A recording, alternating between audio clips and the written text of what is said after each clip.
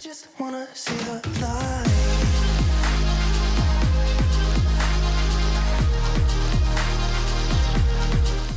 Hi, I am Aubrey, and this is Dwayne.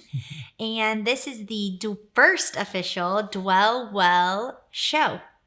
So today we just want to introduce ourselves a little bit, talk about why we want to start the show, what the show's all about, and a little bit of what we're doing here at the new Goldbeck Homestead, right? Right. So first, I guess a little bit about us. Dwayne, I'll let you go first. Okay. So I am Dwayne. I'm a chiropractor in Tulsa, Oklahoma, which we live a little bit outside of Tulsa in Claremore. But yeah, I'm a husband, dad with 3 kids and now 5 chickens and a dog. Yeah. So we went from being a family of 3 with our oldest to a family of 5 plus 5 chickens plus a dog. So what is that? 11? 11. I mean, I'm the math person. I don't know why I'm looking at him. 11 in 2 years. So that's pretty drastic. Yeah. More like 5 to 11 in 5 days. Well, yes. We'll get to that. Okay, so Yeah. if you have no idea where Oklahoma is on the map, I used to be one of you. I'm from Indiana. My name's Aubrey. I married this lovely man after meeting him in the state of Arkansas. I was a swimmer and he was a high jumper. So we met in the athlete dorms, like first day. That's a story for a whole nother show. But Oklahoma is just the most landlocked country state there is. People here, I feel like I can say this because I'm an outsider. People here are just like, you do everything yourself. Like, Yeah. you don't, like, you have a shed and a shop and a bunch of land and you own your own tractor and your own trailer and like you just like are prepared and you fix it. If you don't know how to do it, your dad or your brother does. Yeah.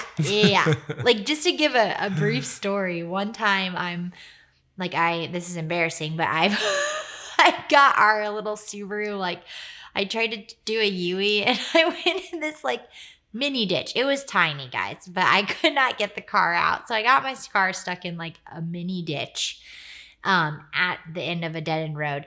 And like all of these cars, like trucks, like I had called Dwayne. We only live like 10 minutes away and he was on his way to help. And literally had like 3 different truckfuls of Southern men come and ask me if they could help, offer their chain, all the things they carry in the back of their truck to fix random people's cars in situations like this. So that's just Oklahoma for you. Like everyone carries everything. So random side tangent. But yeah, we have 3 kids. We have a 5-year-old, a 2-year-old, and an 8-month-old. Bam, bam, bam. I'm a dietitian. I actually work from home.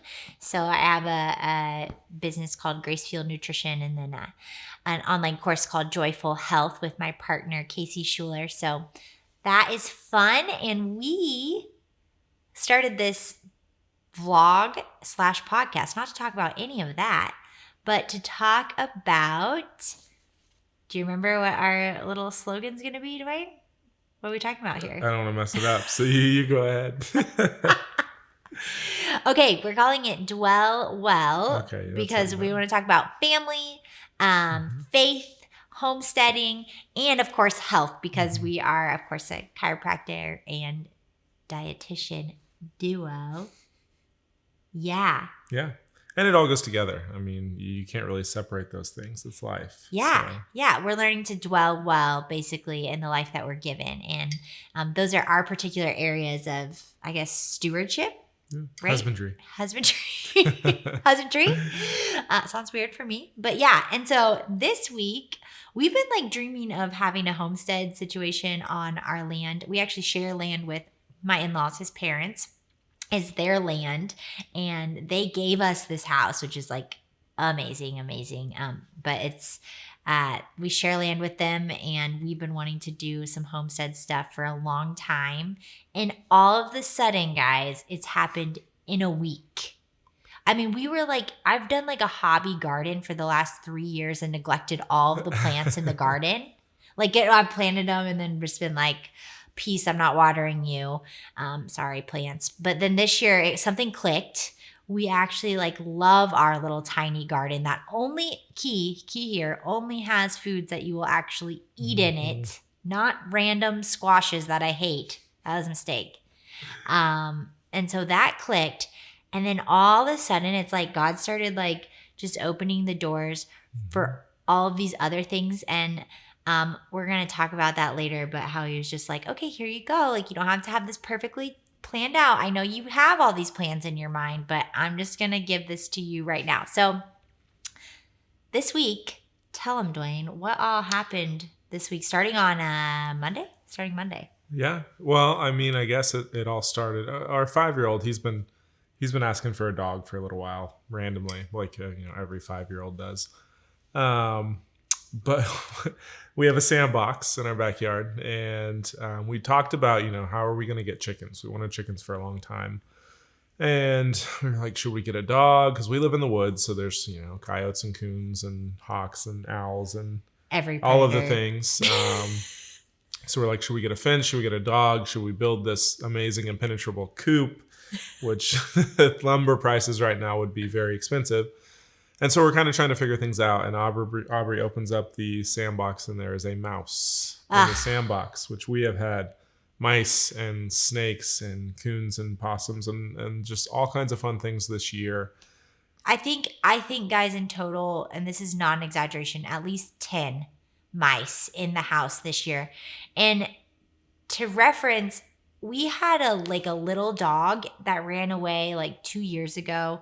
We think he ran away. We're not sure if he ran away or if something got him. Or somebody. Or somebody picked him up. But before he ran away, we had one mouse all winter long in the woods. And that's really not bad for living out here. Mm-hmm. We had 10. So when I saw that one in the sandbox, I was like, forget this. She was done. We're getting a dog. So I get a text. I'm at work. And she's like, I found a mouse in the sandbox. I'm getting a dog. I'm done. And I don't know why. I just texted her back and said, I'm kind of down for a dog. So 10 minutes later, I get a text that says I found a dog in Norman, which is a couple hours from where we live. And she then is like, when do you get off work? And I'm trying to kind of figure it out. And I'm like, I can't do this today, but maybe Wednesday. And she's like, okay. And then I look at my schedule and I'm like, okay, we can go today if you want to go today. So then she starts to freak out a little bit. And yeah. Okay. So for background, I was looking for a dog that would help us guard our chickens too, because we knew we wanted to get chickens, and we live in the woods is our backyard, and we don't have a fence. So I'm like, okay, I really don't want to be killing a bunch of raccoons or any. I couldn't wrap my mind around how are we going to keep these birds safe. And so someone suggested get a dog that's like a livestock guardian dog. So I'm looking up what's the best kind of livestock guardian dog, and I see Anatolian Shepherd come up. So I search that, and of course there's one a puppy 2 hours away. I'm like, yeah, let's do this. But in my mind, I'm like, okay, yeah, let's do this. Let's plan for a week. Let's read all the materials about training a dog. She texts me and says, it's just a little puppy. It's 7 months old. It's 74 pounds. He's like, that's not a little dog. That's not a little anything. Yeah. So we drive there. We do it. I'm like, all right, we're in. We're doing this. Our son is very excited. I'm freaking out the whole time. I'm like, no, God, are you sure? No, I don't know, because I can't. I'm reading about training dogs, and it's like a toddler. It's like you constantly need to be on them, praising their every good move and correcting their every wrong move, and don't miss it once. Like a husband. I wasn't going to say that. Like a toddler. And, but I'm like, no, God, I think this was very clearly all of this is lined up perfectly. The type of dog we wanted is really close. It's available. So anyways, we get there. And there's a family that walks in right before us, and we go in and ask about the specific dog, and they're like, so this family right before you is going to take him on a walk. We don't know if they're going to adopt him. And so they do. And then they basically come out and tell both of us, well, he's actually not ready. So we can't, nobody can adopt this dog right now. He hadn't been fixed. neutered. Yeah. And so we're like, okay. And I kind of turned to Aubrey and I'm like, yeah, I just drove 2.5 hours, like we're getting a dog. And so we start to look at all the dogs and we walk in and they're all just going crazy. They're all barking, being crazy. And there were 2 dogs who were just laying there, just hanging out, chilling. And one of them was really pretty and the other one was pretty too, but it was big. And they were both Anatolian Shepherds. They were both actually ended the up type. being the same dog. Yeah. I didn't see them when I was searching, but they were both the same type. Mm-hmm. But we walked by the dog that we ended up getting, and I was just like, she's so pretty, you know. I didn't. Ended up being the one. Yes. So God totally had a plan because I was also thinking like, oh man, the only way this would be better is if this dog was already trained and not a puppy. And I just don't know. And we get there and we get the dog and she is an angel. 2 years old. She's already young, but like someone obviously trained her and she was a stray. She ran away from home. But no one had claimed her. But I do feel bad because I'm like, someone loved her well because she was very well trained. She's an angel. We love her. We got her home. The kids love her. She's so great with the kids. Mm-hmm. She like waits outside their door in the morning when she hears them up, like our middle child, like for us to get him out of the crib. She like waits there. She's precious. So we do that. And then I don't really know how we even started on the chickens after that. I think we were kind of just like, well, we're going to have to get the dog used to chickens pretty soon. And then our oldest son just started talking about chickens. Like he would not stop talking about chickens and we're going to get chickens and all these things. And so Aubrey's kind of like, well, you know, we don't have a coop built. What do you think? We don't have a coop built yet or anything, but we have this shed on our land that we could use. And okay. And we go, can I just interrupt? Because I'm like, I do not recommend this. Like I would never recommend you do this. Like hopefully like we'll be able to share some wisdom as we go along on this homesteading journey. Please don't reference this episode and that I told you to get chickens without a coop, without anything.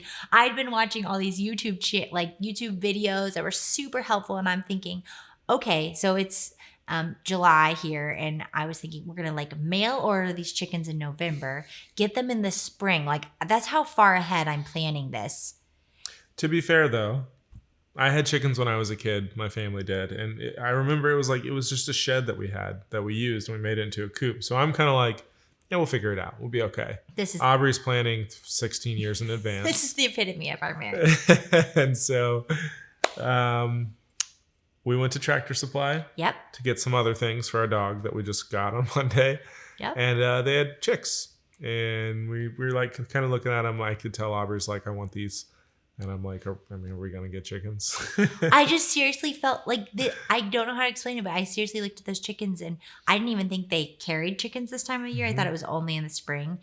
And I saw them and my son, of course, wanted them. And I was just like, yeah, I think I got the green light. Like God's like, yeah, we're doing this. We're getting these chickens. And so we got 5. Well, we came home, we looked at the shed, and we were like, I think we could probably make that work. Yeah, we didn't get them that second. You know, we were kind of still talking about it, and our son was basically just like, we're getting chickens tomorrow. And he's like, so we got to go back to that store because we got to get our chickens. Because I got to get this kind. If it's all the kind I want. And he wanted black chickens. He wanted black chickens. He read in a book they're easy to catch. So that's what he wanted. So we got their barred rock chickens, which are like a really common backyard chicken.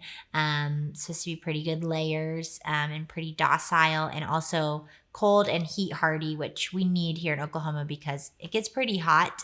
But it can also usually our winters are pretty mild, but it can get very cold here. Ice storms are just out of nowhere.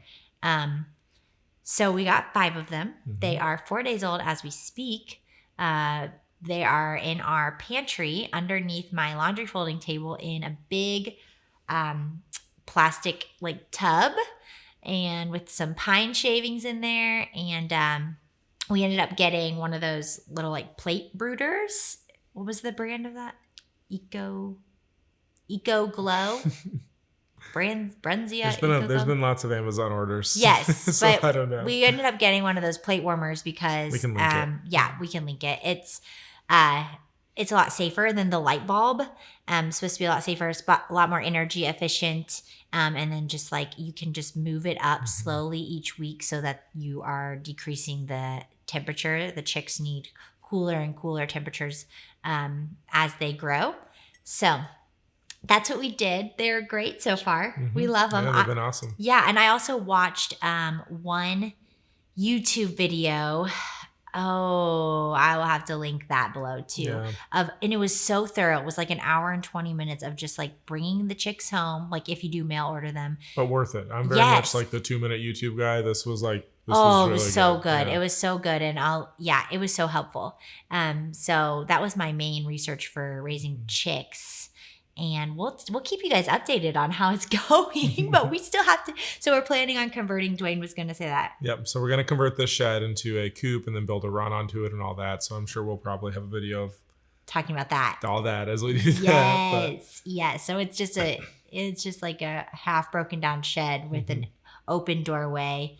And yeah, so we don't have a fence at this point. So our plan is to do like a pretty secure coop and run, and then make a portable run in addition to that out of like PVC and hardware mesh, and move that around the yard so that the chickens just during the day. Yeah, so that they get I think it's better for their health so that they're not just like in this one area where they're pooping a lot. And we'll have a fence, where they normally are, but we're on 20 acres, so we have plenty of room to kind of take them and put them in different places and everything. Yes, so. Yeah. But even in our backyard, we don't have that fence yet, and we want to put a fence there. All kinds of projects. So, Dwayne, why don't you talk a little bit about like what God's teaching you through this week, or just what you're learning in general about life, fatherhood, anything right now? I think all of this kind of started for me when we did Skill of Fatherhood. It's a course with Jeremy Pryor and Jefferson Bethke, and it really is talking more about being a father, but it's for dads and moms really. But it was just, their whole thing was breaking down what it means to be a father, how fathers were, biblically, and how it's different from what we are a lot of times today. And it just really kind of sparked for me to steward what we have, to take an active role.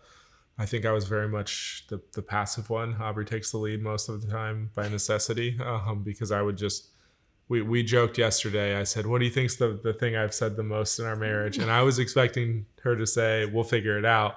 But she laughed and said, either I don't know or I don't care, it's a funny joke, but it's true. It's like a lot of our marriage, most of the time, I would just revert to, I don't know, instead of taking that role, which you're supposed to. So I think that course kind of sparked it for us. And then as we had kids, we started to realize, everybody always tells you you're never going to be ready, so you just need to do it. And it's true. And we've wanted to do this for a long time. And I feel like if we were going to build the coop and build the fence and have everything perfectly set up and wait until November to order them and then get the garden exactly how we want it, it would never happen. One, and two, it's like things are going to happen no matter what. And that's where we get to use these real life things to have a little bit of faith, because there's a lot of times where you can plan everything perfectly and it doesn't work out, but there's a lot of times where you just have faith and you take the leap and then things work out better than you thought they could. So. Yeah, exactly. I mean, it's like that saying, imperfect action is better than perfect inaction. And a lot of times I've lived by that, but then a lot of times I think like just when things happen and they don't go as you expect, then you sort of retreat and try to control things more. You think that like planning and controlling is the answer. And we just came out of like a kind of a rough season just with our newborn. She's not newborn anymore. Just going through some things that we didn't foresee. And I tried to control. And God really walked me through like, this isn't like, you need to release control. I am in charge. Like, you are carrying burdens that you were never meant to carry. And those burdens are you trying to control every situation, thinking that I'm not here helping you. And so he just really revealed to me that, like, I'm in everything that you do. Like, I'm with you. I'm in it. You are not solely in charge of it. And so you're just stewarding what I give you. And there was also this really cool imagery that Jennifer Donnelly with her voice ministries talked about that really like opened up, I guess, what God was already teaching me. She's talking about how God, how our life is like a garden and God is the gardener, and he's like walking us through and he's showing us like, here, we're working on this little plant here and we're growing this little thing here. There's some weeds over there, but that's okay. But then we're also growing this plant over here. So basically a garden, you're growing all different types of plants, and not just doing one thing, growing one plant. And that's like our life. Like, God is giving us all of these different things to steward at once. And I think so many of us in our culture are just like, no, I am a dietitian or I am a chiropractor. And we have a hard time even balancing like parenthood and career, because we're so taught that just like our identity is what we do. And the Christian message is that like our identity is firm in Christ and it's immovable. So if we are like daughter of the King, son of the King, then like we're just doing little things that are given to us, little assignments. We don't have to do them perfect. We're just stewarding and God's with us. And so our identity isn't dependent on how well we do the thing, how well we homestead, how much money we make as a professional, how smart our kids are, whatever. And that like freed me up a ton. And then all of a sudden God's like, okay, I like revealed this to you. So now like, let's test it out. Here's this, and this dream that you thought were on your 10-year plan. We're just going to throw them all at you. But I have total peace about it. Like I was talking to Dwayne before this video. Like, I think the difference between our culture, the burnout culture that we live in, is when you are doing a bunch of things to like earn your identity or to find your identity, or you're just like trying to perform your way into value, that leads to burnout. Yeah. Or when you're trying to like please God through all of your doing, that leads to burnout. And so a lot of us need to rest from that and first find our true identity in Christ, become rooted in that. But then we don't need to like stay in that place forever of just instead, like we can then be free to steward all these responsibilities he gives us, and he grows and grows and grows and grows us. We were laughing in the car the other day. We're going to get the chickens, and I turned over and I'm like, God's just basically going, grow. Just like, yeah, it's just funny, but it is. Yeah. It's true. Yeah. I think it was the Priors from Family Matters, which is that skill of fatherhood course, who talked about, maybe Jeremy talked about this in one of his emails, of like, is it Family Teams? Or Family Teams, not Family Matters. Family Matters was that a think it's TV show? Okay, it's fine. There's so many family. I don't even think I ever watched that show. Blanks now. Family Teams. What's the theme? Anyway, that's a tangent. Okay, I think it's Family Teams, where they talk about like the goal is like you're ruling and reigning in Christ. So like your dominion should keep growing and expanding as you age, like all the way like until we go to heaven. And obviously, like your blessings grow and your dominion grows, like the responsibility grows for sure. But with that responsibility, I think true maturing in Christ is really just relying more and more and more on him. Well, I think things like this too. I always loved their example where they showed like a teenager today and a teenager 500 years ago, and they show, the teenager now, it's like, what's your plan in 5 years? And they're like, I don't know, maybe I'll like get a summer job and hopefully I can save up and get the newest iPhone or something like that. And they showed the kid from a long time ago, and he's like, hopefully I can make my family proud. I'm hoping that if I can work, and do well over the next few years, I'll be able to buy 3 acres back that we had to sell to take care of our family. And it's interesting because, we have this land and it's awesome, but doing these things has kind of sparked me that I'm like, I kind of want to, I want to get this land over here. I'm more interested in buying land to do things than I am in, a new iPhone 12, Yeah, 13 a Max truck, Pro Plus extra. Oh my gosh, what's the car you wanted for I mean, Toyota? a Tacoma or No, you're talking about a Ford Raptor. no, 4Runner man. Obviously, he wants a lot of A cars. truck. I like trucks. Trucks, yeah. No, but yeah, I haven't heard you Or the talk 4Runner, about that yeah. as much because the whole concept they talk a lot about is just legacy again, growing a legacy, multi-generational legacy. So we'll have to definitely link family teams stuff, skill of fatherhood here. But yeah, so talk about our vision a little bit for this show / podcast. Well, I mean, What are we part of gonna it's do? going to be the journey that we go through, but I think we have both talked about future plans. We would love to do some sort of a retreat center where, Aubrey's a dietitian and now we're gardening in these things. So we're growing our own food and she can teach people, how to steward that and how to cook with that and do different things that can be a little more healthful or just make you feel better, because that's what we really care about.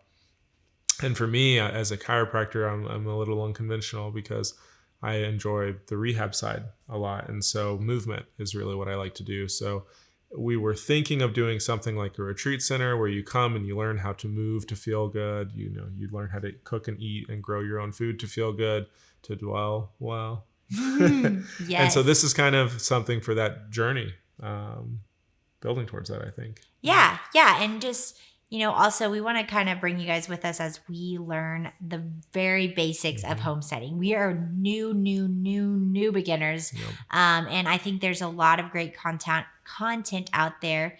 But a lot of it can sometimes be over your head. If you've never, our generation, I think the majority of us sadly have never had a garden as a child, never heard, maybe visited a farm. Or even if we did, we did. And I still am I don't know. I think my dad dug a hole and planted some seeds or something. It was all, and so so a lot of it's way over our head just reading anything, and I think that's lost wisdom that we need to all regain. And we see that drive people, so many people starting homesteads, so many people doing agro tourism, and our kids love it. Our kids have so much fun with it. So. Yeah, and we also are starting homeschooling too.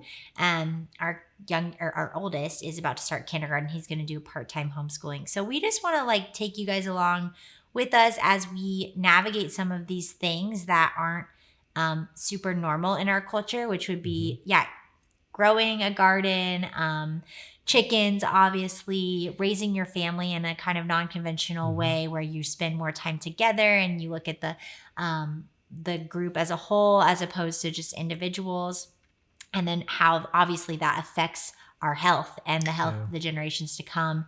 And both Dwayne and I you're not going to get eat this supplement and eat this specific diet. If you know me at all, you already know that. We're very much health is holistic. It's about spiritual health, physical health, relational health, all of those things go together. And sometimes health is eating the cookie. Yeah. Lots of times it is. So we're more interested in that.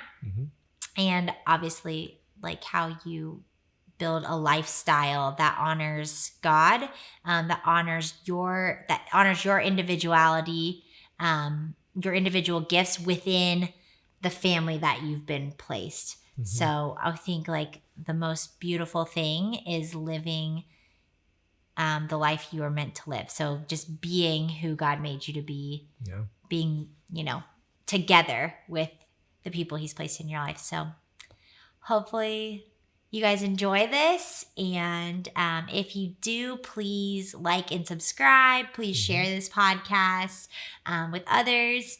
And let us know if you guys have anything specific you want us to talk about. And we will see you. We'll see you next week. Bye. 'Cause I just wanna see the light.